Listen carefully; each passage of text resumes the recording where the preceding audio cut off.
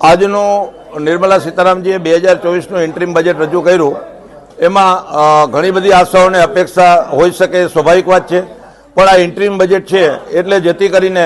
આમ પબ્લિકની જ્યારે અપેક્ષા હતી કે ભાઈ ઇન્કમ ટેક્સના સ્લેબમાં ફેરફાર થાય, જીએસટીની આવક ઓલમોસ્ટ ડબલ થઈ છે તો એ સ્લેબ રેશિયોમાં પણ ઘટાડો અને ફેરફાર કરી શકાય,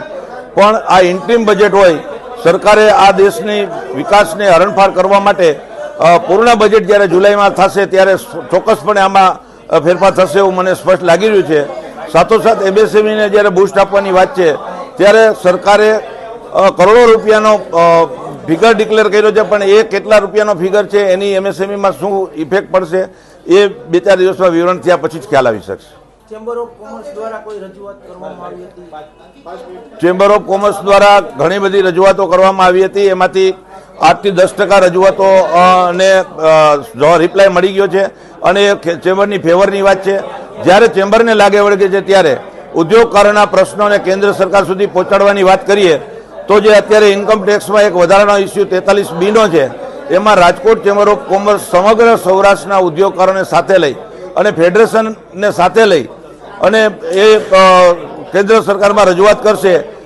જેને અટકાવવાના પ્રયત્નો અથવા તેમાં ફેરફાર કરવાના પ્રયત્નો ચોક્કસપણે થશે। આમ કેન્દ્ર સરકારે આ બજેટની અંદર ઉદ્યોગોને ફંડની ફાળવણી કરી પણ કેટલી કરેલી છે અસ્થાને છે એટલે સ્પષ્ટીકરણથી જ સાચો ખ્યાલ આવી શકશે।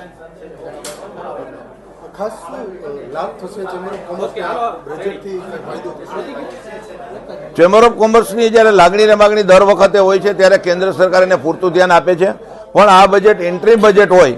જે કંઈ કોઈ લાંબા સ્લેબની અંદર ફેરફાર નથી, એટલે જેમ આપણે કહી છીએ ને કે ભાઈ કોઈ નવા ટેક્સ પણ નાખ્યા નથી